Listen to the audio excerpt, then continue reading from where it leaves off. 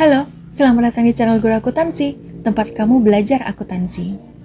Ini adalah video lanjutan dari menyusun laporan keuangan untuk UKK tahun 2026 di bidang akuntansi dan keuangan lembaga, di mana soal yang akan dibahas adalah soal kasus UD S Prima. Di video sebelumnya saya sudah membahas bagian pertama, yaitu memproses entry jurnal, yaitu pencatatan ke dalam jurnal-jurnal yang ada, dan kemudian bagian kedua sudah dibahas bagaimana memproses buku besar dan juga pengrekapitulasiannya sampai ke pembuatan neraca saldo akhir per Desember 2025 di UD S Prima ini. Dan kemudian saya sudah membahas penyusunan laporan keuangan yang dimulai dari pencatatan jurnal penyesuaian, pemostingan dari jurnal penyesuaian ke buku besar, dan sampai ke pembuatan neraca lajurnya ya. Maka ada 3, 4, 5, 6 utang yang harus saya bahas di video kali ini, di mana saya akan membahas bagaimana menyajikan laporan keuangan di periode Desember 2025 ke penjurnalan jurnal penutup, kemudian diposting kembali jurnal penutup yang ada ke buku besar, dan disajikan ke saldo tersebut di dalam neraca saldo setelah penutupan ya. Oke. Yang diminta dari uji kompetensi keahlian ini ya, penyelesaian seluruh langkah kerja. Jadi kamu ya diharapkan untuk menghasilkan yang pertama, jurnal sudah selesai gitu ya, sudah diberikan tutorialnya gitu ya. Kemudian buku besarnya juga sudah mulai dari rekapitulasi jurnal, kemudian buku besar, kemudian pembantu piutang, utang dagang, dan juga neraca saldo sebelum penyesuaiannya.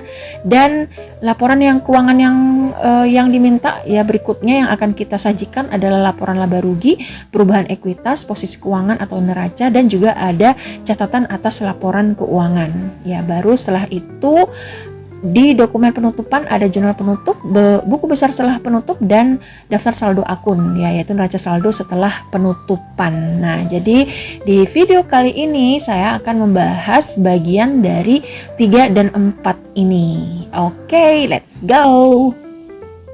Penyusunan laporan keuangan itu merujuk ke pada neraca lajur ya, dimana yang akan kita sorot itu adalah bagian dari kolom income summary dan juga bagian dari balance sheet ya, kolom balance sheet. Income summary yang yaitu berisi pendapatan dan beban-beban yang dihasilkan pada bulan Desember 2025, dan balance sheet ini adalah nanti yang akan kita catat ke dalam laporan posisi keuangan. Kita mulai dulu ya penyusunan laporan keuangan. Yang pertama yaitu laporan laba rugi. Di laporan laba rugi ini adalah laporan yang berisi berkaitan dengan penjualan ya atau pendapatan, dan juga beban-beban yang muncul. Untuk penyajian laporan laba rugi ini saya buat dalam bentuk multiple step ya, di mana saya akan memisahkan antara penjualan atau penghasilan yang didapat dari usaha dan penghasilan yang didapat dari luar usaha. Begitu juga saya pisahkan antara biaya operasional ya untuk operasional perusahaan, dan pengeluaran atau biaya yang tidak terjadi dari dari usaha alias beban di luar usaha ya. Oke, kita mulai dari yang pertama yaitu sales ya. Penjualan, sales, dimana kalau kita lihat sales itu di nomor 4 ya, berada di nomor 4, dimana kawan-kawannya itu ada sales of merchandise, sales return, sales discount, dan freight collected. Nah, ini yang harus kita hitung terlebih dahulu untuk mencari net sales atau penjualan bersihnya berapa ya. Maka kita catat sales of merchandise itu, kita tulis akunnya ya, kemudian angkanya sebesar tadi ya, 3.424.362 rupiah. Oke. Ya, ini biar nampak ya. Lalu di sales return dan sales discount ini akan mengurangi sales of merchandise. Maka ini kita satukan ya, dan juga freight collected itu akan menambah penjualan ya. Beban angkut penjualan. Jadi kita bisa buatkan bagian anak-anaknya ya. Dimana yang pertama tadi ada sales return, ya kita minuskan angkanya karena akan mengurangi sales of merchandise. Kemudian ada sales discount, sama kita kurangi angkanya. Dan freight collected itu kawannya sales of merchandise, ya akan menambah penghasilan, maka tidak boleh gitu ya, tidak boleh kita minuskan. Yang kita minuskan adalah yang muncul di bagian debit, ya, yaitu sales return dan sales discount. Sedangkan freight collected ini ya kredit, ya, ketemu dengan sales merchandise di kredit, ya itu kalau secara ininya ya, debit kreditnya ya. Oke, ini kita jumlahkan 30 jutaan dikurang 34 jutaan ditambah dengan 25 jutaan, ya hasilnya adalah minus. Karena masih lebih banyak gabungan antara sales return dan sales discount ya ketimbang dari freight collected. Oke.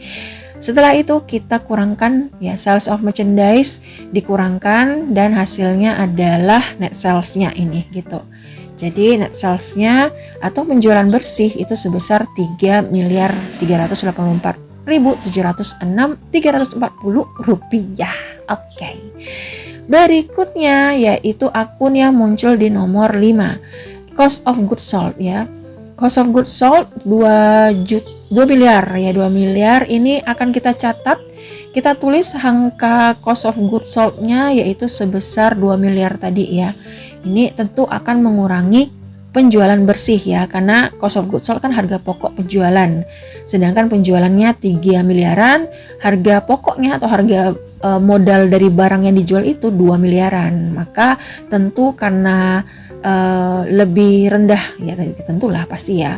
Nah, sales ini kan dijualnya harga modal atau harga pokok ditambah dengan keuntungan yang diminta ya, maka ini hasilnya baru disebut sebagai gross income atau pendapatan kotor, dimana ini baru sekedar pendapatan yang belum dikurangi ya, income yang belum dikurangi dengan beban-beban operasional ya, biaya-biaya operasional.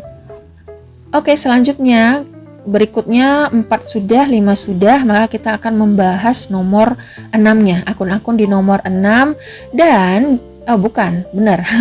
hanya sekedar biaya operasional dulu ya. Tadi kan sudah saya sebutkan saya akan menyajikan laporan laba ruginya menggunakan multiple step ya. Jadi biaya operasional terlebih dahulu yang ada dari internet, electricity sampai ke advertising expense, ini dicatat keseluruhannya bagian debit. Kita cari dulu total biaya operasionalnya ya. Kita buat ya expenses. Oke, kita sudah menyalin keseluruhan dari biaya operasional. Ini total ininya ya, keseluruhan dari total expensesnya dijumlahkan, kita dapatkan hasilnya 244.600.160. Dari total expenses ini kita kurangkan ya ke gross income. Pendapatan kotor dikurangi dengan total pengeluaran dari biaya operasional, hasilnya adalah 601.441.330 rupiah, dan ini disebut sebagai laba operasional ya, laba operasional. Setelah kita dapat laba operasional, barulah kita berpindah ke bagian pendapatan di luar usaha yang nomor 8 dan beban-beban di luar usaha yaitu nomor 9. Nah, ini kita satukan saja ya antara pendapatan di luar usaha dan beban di luar usaha. Jadi kita tulis judul besarnya yaitu Other Income and Expense. Yang pertama tadi adalah akun nomor 8 ya, diurutin aja ya dari interest revenue sampai income tax expense. Untuk interest revenue, karena ini pendapatan ya, pendapatan, late fees collecting juga pendapatan, tentu akan menambah dari income yang sudah didapat dari operasional tadi. Jadi ini kita positifkan ya. Sedangkan interest expense dan bank service charge ini tentu ada pengurangan ya, karena ini pengeluaran gitu. Jadi kita minuskan pengeluarannya dalam pencatatan penyajian laporan laba rugi ini. Oke. Ini seluruhnya dijumlahkan sehingga kita dapatkan hasilnya minus ya, karena pengeluaran dari interest, bank service charge, dan income ketika digabungkan melebihi gitu ya dari pendapatan yang diterima dari interest revenue dan net fees collected ya. Dan selanjutnya kita kurangkan antara operating income ini dengan hasil yang didapat dari other income dan expenses, sehingga hasilnya adalah Rp575.796.245, dan inilah yang disebut sebagai net income. Ya. Inilah yang disebut dengan penghasilan bersih, pendapatan bersih, dan ini tentu nilainya harus sama dengan selisih yang didapat dari worksheet sebelumnya ya, yaitu 575.796.245. Ya, sudah pas ya. Oke, kalau sudah pas berarti kita sudah selesai dalam menyusun dan menyajikan income statement alias laporan laba rugi menggunakan multiple step ya, yaitu model multiple step. Laporan keuangan berikutnya adalah laporan perubahan ekuitas, di mana di laporan ini akan menyajikan berkaitan dengan modal di akhir periode Desember ya, 31 Desember 2025. Yang diperlukan adalah modal awal, kemudian net income, kemudian prive ya.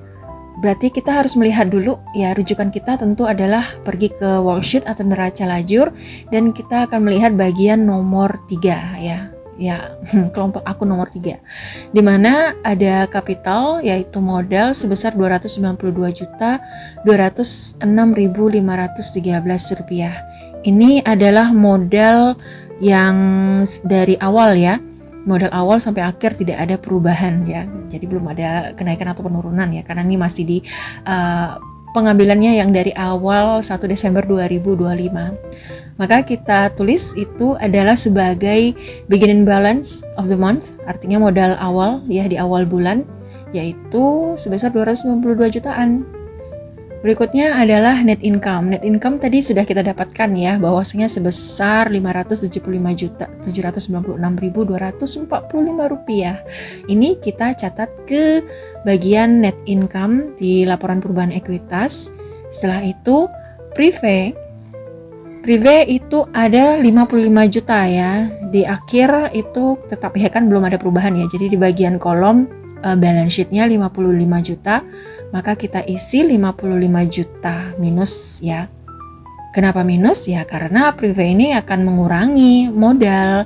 Dalam hal ini kita akan menguranginya dari laba ya. Ya ujung akhirnya tetap sama gitu ya, pasti akan berkurang.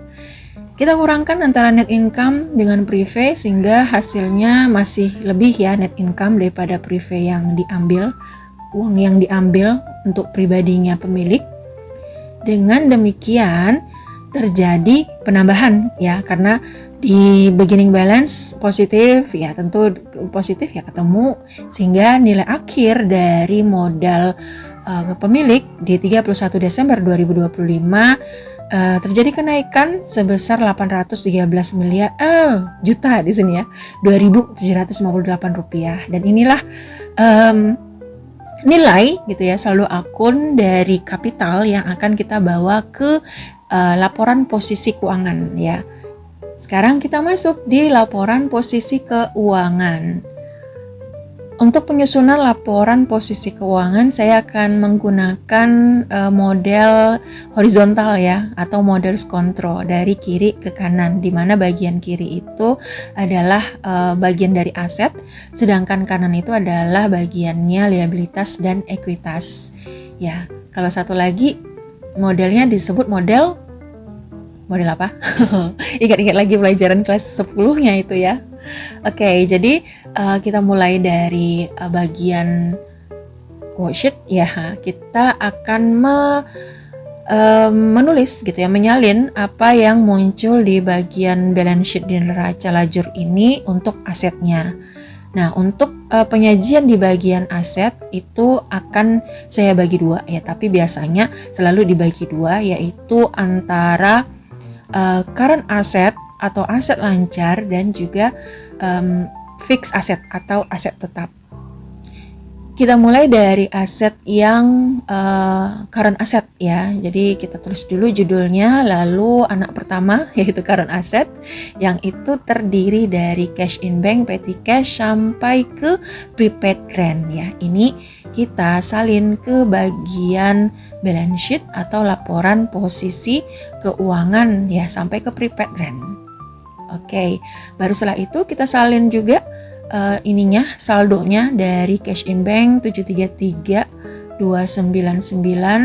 diteruskan petty cash dan akun-akun berikutnya. Nah, ini bagian allowance for doubtful debt ini kenapa minus ya? Karena dia terletak di sebelah kredit ya. Allowance ini merupakan saldo akun yang disebut dengan istilah akun kontra ya, di mana dia masuk ke dalam bagian kelompok nomor 1, yang mana kelompok nomor 1 ini kalau bertambahnya di debit ya, sedangkan allowance ini bertambahnya malah di kredit gitu. Jadi dia malah menyelisihi kawan-kawannya yang lain di kelompok yang sama. Maka dengan demikian ya, untuk menyusun ya, mencatatnya di laporan posisi keuangan dia harus diminuskan ya, karena berbeda sendiri ini. Oke, kita lanjut ke prepaid insurance dan prepaid rent. Setelah itu kita totalkan keseluruhannya ya, ini yang disebut sebagai total current assets. Kita sudah dapatkan bagian dari current asset, sekarang kita pindah ke fixed asset. Di fixed asset itu ada 4 akun ya, 1, 2, 3, 4 ya. Akunnya vehicle beserta anaknya, akumulasi, dan akun office equipment beserta akumulasinya.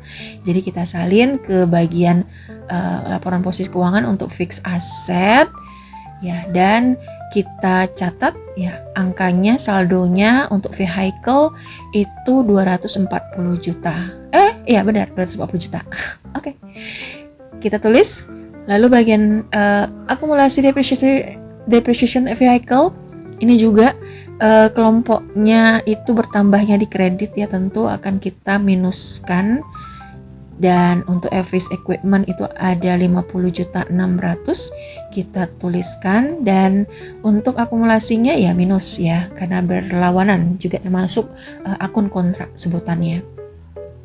Setelah itu kita totalkan untuk fixed asetnya dapat 68.600 ya.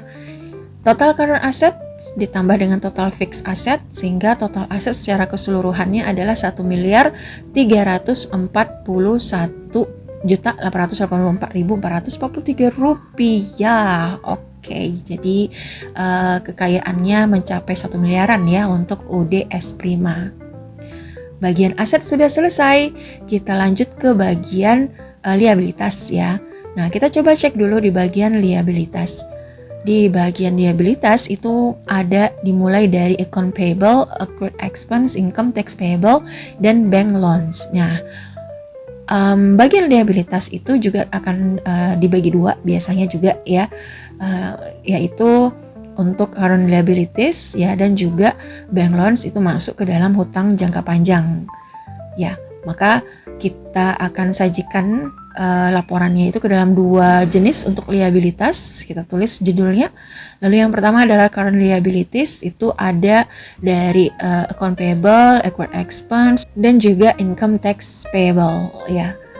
Kita tulis angka ininya, jumlah saldo yang dimiliki oleh account payable dulu ya, 339.846, 17020, 201.685. Oke. Kita catat, kita tulis ya. Dan selanjutnya kita totalkan ya, sehingga hasil keseluruhannya kita dapatkan untuk current liabilities. Berikutnya adalah ini long term ya liability, yaitu yang terdapat pada bank loans yang sebesar berapakah bank loans itu 170 juta. Jadi kita tulis 170 juta. Oke. Liabilities sudah ketemu ya, sehingga kita jumlahkan secara total keseluruhan antara total current liabilities ya, ini dibolkan dulu ya. Jadi total keseluruhan untuk liabilities ya, total utang yang dimiliki oleh ODS Prima yaitu sebesar 528.881.685 rupiah. Oke. selesai untuk menyusun utang ya, untuk menyajikan bagian utang. Selanjutnya adalah bagian ekuitas ya. Untuk bagian ekuitas tadi ada kapital dan angkanya itu kita ambil dari laporan perubahan ekuitas ya. Jangan lagi diambil dari bagian worksheet ini karena kan sudah terjadi kenaikan ya, sudah dibuatkan kenaikan laporan perubahan modalnya. Maka kita gunakan angka yang muncul di statement of changes in equity ya. Oke, ya, sebesar 813 jutaan ini. Selanjutnya kita jumlahkan antara total kewajiban dengan total ekuitas sehingga hasilnya sebesar angka yang sama dengan total aset ya, seharusnya seperti itu. Maka balance lah antara aset sama dengan total ditambah dengan ekuitas ya, secara persamaan dasar akuntansi sudah pas. Laporan keuangan berikutnya adalah catatan atas laporan keuangan ya. Jadi di sini saya tidak akan membahas ya satu laporan keuangan yang biasanya ada, yaitu laporan arus kas ya. Jadi kan laporan keuangan itu sebenarnya ada 5, yaitu laporan laba rugi, laporan perubahan ekuitas, posisi keuangan, dan satu lagi ada yang namanya laporan arus kas, dan yang terakhir adalah catatan atas laporan keuangan. Nah, karena di soal itu tidak meminta untuk dibuatkan laporan arus kas, maka saya tidak akan membahas soal bagaimana mencatat ke laporan arus kas. Tapi yang diminta itu adalah 4 ini. Laba rugi sudah, perubahan ekuitas sudah, posisi keuangan sudah, dan yang terakhir adalah catatan atas laporan keuangan. Untuk menyusun catatan atas laporan keuangan, maka kita harus pahami sistematika ya dari pencatatan laporan keuangan yang biasanya paling awal itu adalah mengenai informasi umum dari entitas bisnis, di mana dalam hal ini adalah UDS Prima. Nah, informasi umum yang yang masuk ke dalam catatan atas laporan keuangan itu adalah yang berasal dari informasi yang sudah diberikan ya, yang sudah diberikan di awal soal ya, yaitu identitas umum dari perusahaan. Nah, ini kita masukkan ke dalam catatan atas laporan keuangan ya. Bentuknya seperti ini saya susun. Yang pertama mengenai informasi mengenai UDS Prima sendiri ya, siapa pemiliknya, bergerak di bidang apa dia, lalu beralamat di manakah entitas bisnis ini. Nah, baru setelah itu bagian yang kedua adalah berkaitan dengan kebijakan akuntansi. Metode-metode apa yang dipakai, sistem pencatatan seperti apa yang dipakai, nah itu dijelaskan di dalam ikhtisar kebijakan akuntansi ini. Misalkan mulai dari penyataan kepatuhan bahwasanya laporan keuangan UDS Prima itu sudah menggunakan standar akuntansi keuangan untuk entitas mikro, kecil, dan menengah, yaitu SAK, MKM ya. Dan berikutnya dasar penyusunan pun juga harus dibunyikan ya. Jadi informasi mengenai kebijakan akuntansinya ya tentu ada dari informasi yang di soal. Jadi ditulis kembali gitu ya, diinformasikan apa yang ada di soal ya, untuk masuk ke dalam catatan atas laporan keuangan. Jadi ini secara umum dasar backroll basis gitu ya. Jadi kita masukkan ke dalam ini ya penyusunannya. Jadi menggunakan biaya historis, menggunakan dasar accrual, kemudian periode tahunannya dari mana sampai mana, dan juga setiap akhir bulan disusun neraca saldo. Nah, ini dasar penyusunannya ya kita dapatkan dari kebijakan akuntansi yang umum ini gitu ya. Selanjutnya kita akan berbicara mengenai akun-akun gitu ya, tempat yang ada ya, misalkan seperti ini kas, kemudian ini saya agak salah sedikit gitu ya, ini seharusnya 5 ya, kemudian ini bagian dari 6, ini hal-hal yang penting ya, ini 6 ya, hal-hal penting yang harus masuk gitu ya. Mulai dari kas, ternyata kas itu dibagi 2 gitu kan. Ada cash in bank, ada petty cash. Petty cash-nya itu pengeluarannya di bawah 2 juta. Nah, itu harus dilampirkan ya, dimasukkan ke dalam laporan catatan atas laporan keuangan. Begitu juga metode Kenapa saya jadi salah-salah gini ya? Ya, begitu juga dengan metode persediaan barang dagang juga harus disampaikan gitu ya, harus dilampirkan bahwasanya menggunakan rata-rata bergerak atau moving average ya. Baru setelah itu adalah aset tetap ya. Ini diboldkan. Oke. Nah, aset tetap susunannya pakai apa? Ternyata penyusutannya itu digunakan metode garis lurus ya, tanpa nilai residu. Kita taunya dari mana? Ya tentu dari soal lagi gitu ya, berkaitan dengan aset tetap ya. Ya, oke. Dan selanjutnya adalah pengakuan pendapatan dan beban ya. Yang dimana pengakuan pendapatan dan beban itu diakui ketika tagihan diterbitkan dan beban diakui pada saat terjadi ya. Jadi biasanya secara keumuman ini sudah mewakili dan mencukupi untuk dimasukkan ke dalam catatan atas laporan keuangan. Oke. Ya, jadi seperti ini bentuk dari catatan atas laporan keuangan. Sudah selesai bagian dari ini ya, laporan keuangan ya, menyusun laporan keuangan. Dan kita masuk bagian dokumen penutupan ya, di mana yang diminta adalah membuat jurnal penutup, kemudian nanti masukkan ya gitu ya, diposting kembali ke buku besar, baru setelah itu dibuatkan saldo akun atau neraca saldo setelah penutupan. Kita mulai dari jurnal penutup atau closing journal. Nah, untuk closing journal kita bisa merujuk ke laporan laba rugi gitu ya, atau kalau saya sih prefernya ke worksheet aja bagian dari income summary ini ya, biar nampak debit dan kreditnya. Sebab kan jurnal penutup itu adalah debit dan kredit ya, dimana kita nanti akan menutup gitu kan, menutup saldo yang ada yang muncul di income summary ini. Cara menutupnya yaitu kita akan membalikkan gitu ya, membalikkan nominal akun, saldo-saldo akunnya. Misal untuk sales and merchandise yang dia itu bertambahnya di kredit, maka saat dilakukan penutupan kita akan mencatatnya di sisi kredit ya. Begitu juga untuk sales return yang dia itu adalah di debit, saat di penutupan kita akan mencatatnya di sisi kredit. Ya, jadi seperti itu. Kita bagi penyusunan untuk jurnal penutup ke dalam beberapa bagian. Yang pertama saya akan menutup kelompok akun nomor 4, yaitu menutup penjualan ya. Jadi yang pertama adalah menutup penjualan, dan juga ya saya masukkan juga untuk pendapatan di luar usaha ya, di mana pendapatan di luar usaha itu kelompok nomor 8. Jadi ada interest revenue dan ada late fees collected ya, sedangkan ada revenue kan kosong ya, nggak ada saldonya. Jadi kita akan mulai dengan menutup penjualan dan beban.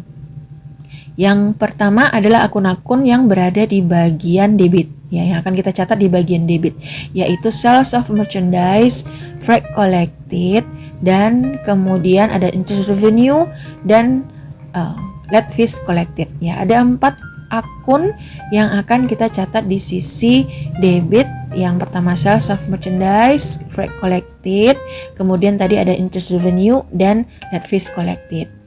Nah, ini kita tulis ya, salin angkanya tadi, yang untuk sales of merchandise 3 miliaran, freight collected 25 jutaan, interest revenue 6 jutaan, late fees collected 1 juta, 1,7 ya. Jadi kita tulis angka masing-masing dari saldo akunnya ini.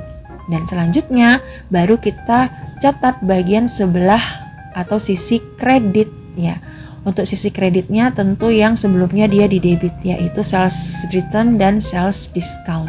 Sales return sebesar 30 juta kan, benar ya? Ya. Oke. Lalu sales discount itu sebesar 34.102. Nah, ini kalau kita lihat untuk debit angkanya sebesar 3 miliaran ya.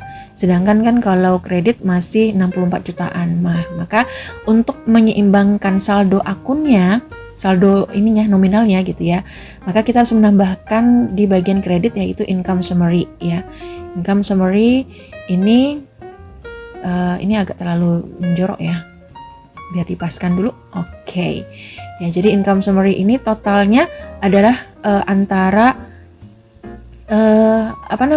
jumlah yang ada di debit dikurangi dengan sales return dan sales discount, sehingga didapatkan hasilnya adalah sebesar 3.392.673.565. Ini agak malas ininya deh, menyebutkan secara rupiahnya. Ya, 3457 ya. Jadi sudah pas, sudah balance untuk menutup penjualan. Berikutnya adalah menutup kelompok nomor 5. Di mana kelompok nomor 5 ini cuma ada satu saja ya, cost of goods sold. Jadi kita tutup, closing kan, yaitu menutup harga pokok penjualan ya, dilangkau satu baris ya. Ini kita buatkan bagian partnya, yaitu menutup part kedua ya, menutup harga pokok penjualan, tulis tanggalnya. Lalu karena cost of goods sold ini awalnya letak di debit, jadi kita harus mengkreditkan dia. Maka debitnya apa? Akun yang akan menjadi lawan dari cost of goods sold berarti adalah akun yang ini, income summary ya, akun penyeimbang ini. Kita tulis akun income summary, kemudian kreditnya adalah cost of goods sold. Angkanya tentu didapat dari cost of goods sold ini ya, yang 2,5 miliar ini. Jadi kita tulis angkanya. Oke. Dan untuk menutup kelompok akun bagian 5 sudah selesai. Kita langsung ya berikutnya selanjutnya. Oke. Yaitu nomor 6 dan nomor 9 ya, 6 dan 9. Jadi menutup keseluruhan beban dari beban usaha, beban operasional dan beban luar usaha. Ya, kita buat tanggal. Dan yang pertama bagian dari nomor 6, kelompok nomor 6 dari internet ya, dari internet electricity sampai ke advertising ini kita tulis ya. Baru setelah itu kita tulis akun nomor 9.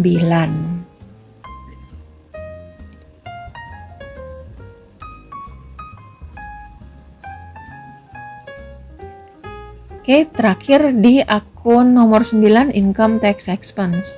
Sudah kita catat salin. Ya, ini keseluruhannya menjadi ditulis di sebelah di sisi kredit ya, karena sebelumnya ada di sisi debit. Jadi kita tulis angkanya secara keseluruhan ya. Oke, terakhir sudah sampai 16.992.310 rupiah. Dan ini kita totalkan secara keseluruhannya, didapatkan sumnya 278 ya. Inilah yang menjadi akun total ya, total yang ada di sisi debit. Oke. Jadi untuk menutup seluruh beban itu sudah selesai. Maka berikutnya adalah menutup laba ya. Laba yang didapat yaitu yang sebesar 575.796. Ya, yaitu yang kita tutup adalah akun-akun yang ada di income summary ini sebenarnya gitu ya. Income summary di debit, di sini juga ada di debit, dan di sini di kredit. Jadi kalau kita buktikan angkanya gitu ya, kalau kita lihat income summary yang ini ditambah dengan income summary di sini karena sama-sama debit, lalu dikurangkan dengan income summary yang ada di kredit ya. Jadi totalnya itu tentu harus ya sesuai gitu ya dengan total yang ada di laporan laba rugi. Jadi kan ini hanya sekedar untuk membuktikan saja ya, bahwasanya pencatatannya sudah pas ya. 575 inilah dia akun yang akan kita tutup ya, menutup laba. Untuk menutup laba, karena laba ini menambah modal ya, terjadi kenaikan modal, berarti modal bertambah. Modal bertambahnya di sisi kredit ya, di sisi kredit ya. Maka income summary-nya kita catat di sisi debit. Jadinya kita tulis menutup laba, tanggal, kemudian income summary-nya di sisi debit, dan capital itu di sisi kredit ya, bertambah di sisi kredit. Angkanya tadi itu yaitu sejumlah besaran laba yang diterima di bulan Desember 2025 ini gitu. Dan terakhir adalah menutup yang namanya prive ya. Jadi menutup laba sudah dan sekarang menutup privenya. Jadi kita harus menutup prive. Prive itu mengurangi modal, iya kan? Maka tentu modal akan berkurang, dicatat di sisi debit. Ya, betul ya. Kita tulis tanggalnya, menutup prive, kapital didebitkan sejumlah angka yang 55 juta ini. Ya. Dan kreditnya adalah berkurang prive, dicatat di sisi kredit 55 juta juga. Dan kita dapatkanlah hasilnya untuk pembuatan closing journal. Terakhir kita totalkan, bukan terakhir, ini belum lagi terakhir. Kita totalkan dulu, kita dapatkan hasil angkanya 6 miliar ya, 905 jutaan. Ya, ini bagian pertama dari dokumen penutupan ya. Bagian kedua selanjutnya adalah mempostingnya ke buku besar. Jadi setelah kita buatkan jurnal penutupnya, maka selanjutnya kita harus mencatatnya kembali ke general ledger alias buku besar. Dimulai dari yang pertama ya, yaitu sales of merchandise. Saya tampilkan dulu nomor akunnya, tadi terlewat untuk nomor akunnya ya. Jadi untuk nomor akun juga harus dicatat supaya lebih teliti dan lebih rapi ya. Jadi nampak nomor akun dan nama akunnya. Ya, karena ini juga penting nanti saat pembuatan ke ke general ledger ya. Maka kita mulai yang pertama, yaitu sales of merchandise. Ini kita posting kembali ke buku besar di sales of merchandise nomor 4 ya. Nah, kita tulis kembali, kita tulis ya di tanggal 31, kemudian closing kita bisa bikin, kemudian dibuatkan di mana angkanya adalah di sisi debit. Jadi kita catat di sisi debit untuk angka dari debit ini ya, yang ada di penutupan. Oke. Ini saya kopikan saja ya biar lebih cepat. Dan berikutnya, karena sebelumnya di saldo kredit ya, kredit karena menutup ya, jadi kan kredit debit ya, jadinya habis dong, 0 ya hasilnya. Ya, jadi seperti itu penutupan untuk menutup akun ya, menutup akun dari saldo-saldo. Kebalik ya, menutup saldo dari akun-akun yang ada yang muncul di laporan laba rugi ya, sehingga tidak tidak dibawa ke periode berikutnya. Oke, untuk bagian sales of merchandise sudah selesai, kita tandai, kita centang gitu ya, bahwasanya ini sudah dicatat. Lalu freight collected juga kita pindahkan ke bagian freight collected. Freight collected ya tanggal 31 kita catat sebagai closing ya, catat sebagai closing, kemudian dia muncul di bagian debit ya, bagian debit 25. Ini saya copy di debit dan kita buat. Nah, ini kredit ketemu dengan debit habis ya, semuanya akan 0 gitu ya, akan 0 hasil dari akun-akun jurnal penutup ya, hasil akhirnya. Ya, jadi begitu seterusnya cara untuk memposting dari jurnal penutup ke buku besar, sehingga nanti di buku besar akan terlihat bahwasanya akun-akun yang ditutup, yang telah ditutup itu saldonya semuanya 0 ya. Sehingga akun yang masih ada saldonya itu tinggal ke bagian kelompok nomor 1, 2, dan 3 ya. Inilah yang akan kita buat ke dalam neraca saldo setelah penutupan. Bagian akhir dari menyusun laporan keuangan ya, kita sudah sampai.